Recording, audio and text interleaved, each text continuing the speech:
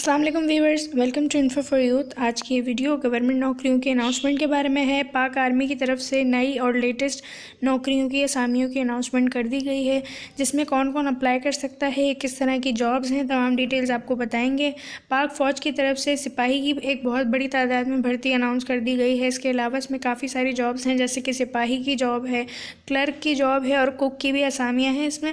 इसके अलावा इसमें तालीम, एक अच्छी खबर ये है कि तालीम जो है वो मिडिल पास है अगर आप लोग, तो भी आप लोग अप्लाई कर सकते हैं। मैट्रिक अगर आपके पास तालीम है तो भी अप्लाई किया जा सकता है और इंटर वाले भी अप्लाई कर सकते हैं। तो तीनों ही कैटेगरीज़ की जॉब्स हैं।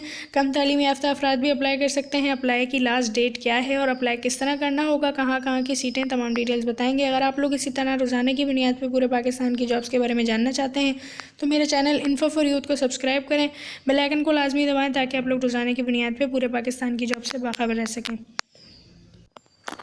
पाक आर्मी की तरफ से जो है वो लेटेस्ट एडवर्टाइजमेंट जारी किया गया है। यहाँ पर आप लोग देख भी सकते हैं, मेंशन किया हुआ है पाक फ़ौज में बहैसियत सिपाही की भर्ती।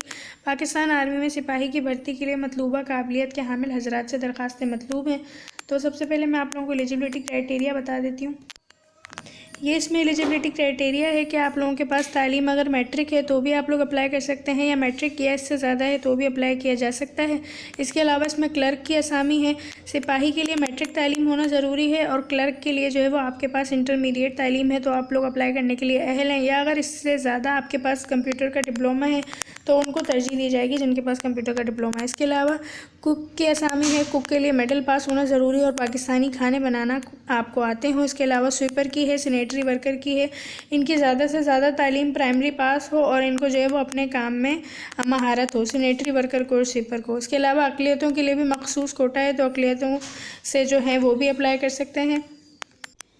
अब यहाँ पर एज और फिज़िकल स्टैंडर्ड्स बता दिए गए हैं कि आपका कद इतना हो तो आप लोग अप्लाई कर सकते हैं। तो यहाँ पर एज बताई है कि 1 जनवरी सन 2024 को 17.5 साल से 23 साल तक जो है वो अप्लाई किया जा सकता है। 17.5 साल से 23 साल तक आपकी एज है तो आप लोग अप्लाई कर सकते हैं। और जो ज़्यादा तालीम याफ्ता अफराद हैं उनके लिए जो है वो उम्र में 1 साल की रियायत की जाएगी। जो ज़्यादा तालीम याफ्ता हैं जैसे कि ग्रेजुएट हैं, या फिर जो शोहदा और जंग के दौरान ज़ख्मी होने वाले लवाहिकीन हैं उनके लिए भी जो है वो रियायत कर दी जाएगी। और ड्राइविंग लाइसेंस रखने वाले अफराद के लिए भी 2 साल की रियायत की जाएगी। इसके अलावा वैसे आप लोगों का जो कद है वो सिपाही के लिए 5 फीट 6 इंच होना चाहिए, यानी कि 167.5 सेंटीमीटर। इसको आप लोग खुद भी मेजर कर सकते हैं। और जो क्लर्क की जॉब के लिए अप्लाई करना चाहते हैं तो क्लर्क और कुक के लिए 5 फीट 3 इंच यानी 160 सेंटीमीटर। इसके अलावा मिलिट्री पुलिस की भी इसमें जॉब्स हैं तो मिलिट्री पुलिस के लिए भी 5 फीट 8 इंच आपका कद होना चाहिए, 183 सेंटीमीटर। इसके अलावा स्वीपर के लिए और सैनिटरी वर्कर के लिए 5 फीट 3 इंच, 160 सेंटीमीटर और 17 से 35 साल आपकी एज हो। जॉब इसमें मैंने आपको बता दिया कि मैट्रिक की बुनियाद पे सिपाही की है। इसके अलावा क्लर्क की इंटरमीडिएट की बेस पे है, कुक की मिडिल पास है, स्वीपर और सैनिटरी वर्कर की भी प्राइमरी पास है और मिलिट्री पुलिस के लिए भी इंटर तालीम होना ज़रूरी है। अब आप लोगों को अप्लाई किस तरह करना होगा और कौन कौन से डॉक्यूमेंट्स चाहिए होंगे, ये वो डॉक्यूमेंट्स हैं जिनकी आपको ज़रूरत होगी। अगर आप लोग इन जॉब्स के लिए एलिजिबल हैं तो लाजमी अप्लाई करें। आप लोगों को असल असनाद बीमा 2 अदद तस्दीक शुदा फ़ोटो कापीज़, अपनी कंप्यूटराइज कौमी शनाख्ती कार्ड की तस्दीक शुदा फ़ोटो कापीज़, डोमिसाइल की तस्दीक शुदा फ़ोटो कापी, 4 अदद पासपोर्ट साइज़ तस्वीर, वालिद या सरपरस्त के कंप्यूटराइज शनाख्ती कार्ड की कॉपी, तमाम कागजात, तालीमी असनाद और दस्तावेज़ात की आला सरकारी अफसर से तस्दीक होनी चाहिए।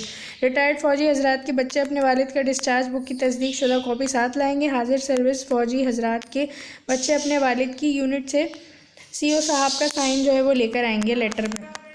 तो अब आप लोगों को क्या करना है कि आप लोग जो है वो अपनी तमाम जो डॉक्यूमेंट्स हैं, अपने तमाम तालीमी असनाद, अपना कंप्यूटराइज शनाख्ती कार्ड असल और उसकी फ़ोटोकॉपी, और जो डोमिसाइल है वो और उसकी फ़ोटोकॉपी, और जो आपके मैट्रिक या इंटर की मार्कशीट है वो असल और उसकी फ़ोटोकॉपी, और पासपोर्ट साइज़ तस्वीर, ये सारी चीज़ें आप लोगों ने एक फ़ाइल बनानी है। एक जो आपकी ओरिजिनल डॉक्यूमेंट्स हैं उनकी और एक जो आपके फ़ोटोकॉपीज़ हैं उनकी।